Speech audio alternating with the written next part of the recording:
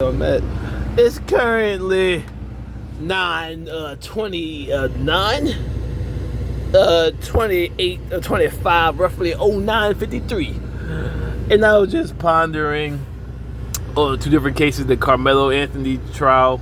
Well, not yet started, but Carmelo Anthony's arrest over there in Texas, and those white boys that jumped a black boy over in Iowa that still hasn't been arrested, right?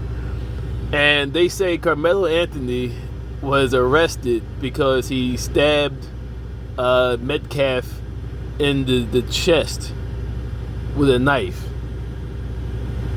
But yet, the part they're overlooking is by law he can do that because him and his brother approached him in a threatening manner.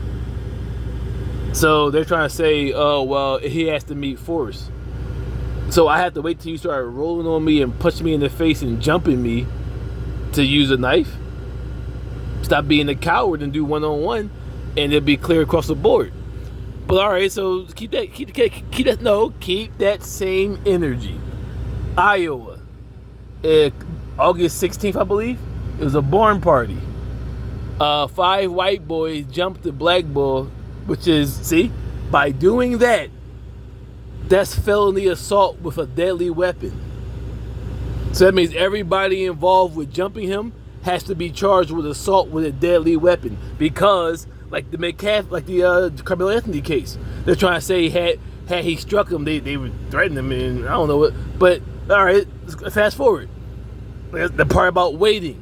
Had that black boy now pulled out the knife and did what Carmelo Anthony did, he can't be charged with a murder.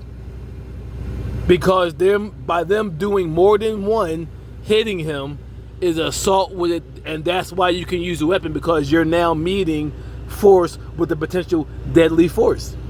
Somebody jumping you, a fight is already deadly enough. You're being jumped by one or more, meaning you could potentially die. That's why you can use a weapon, because you're meeting force with force. But they're trying to say they jumped him because he stole a phone. It don't matter what bullshit story they use, they still aren't able to jump him. At the very minimum, the person can fight him and those around, or not even fight him, but they can restrain him, whatever the case is. Like I said, even if somebody starts to fight, you still can't jump him. All you can do is one-on-one him. If it's more than one, restrain him. By them jumping him is now using deadly force, using a weapon. So even if I start to fight, you still can't jump me. If you jump me, you still go to jail, and I go to jail for starting to fight.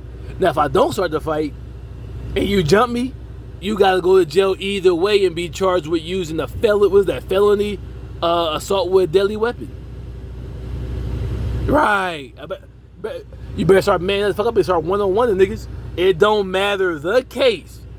No matter who started it or not. If you're jumping somebody, everybody that jumped, like all right, so that means them dudes in Chicago. And remember, the white bull started it. They're facing 30 years in jail for jumping him. We got the white bull guy smack on the wrist, even though he should be charged with assault, inciting a riot, and felony assault, and racial slurs. See? But they're charged with such a higher crime because what? Them jumping him is equivalent to using a weapon. And you know white boys are more prone than black boys to jumping on somebody. So that means whenever they jump somebody, everybody involved must, not optional, must, by law, be charged with using a deadly fucking weapon. Trump, you better enforce that shit too. So y'all be hype about all that ICE shit and sending National Guard, send them out there to these white towns where they be jumping on black people. That's assault with a deadly weapon, no matter how the fuck you view it. That's the fucking law in all states. Return to the Tyler Candor.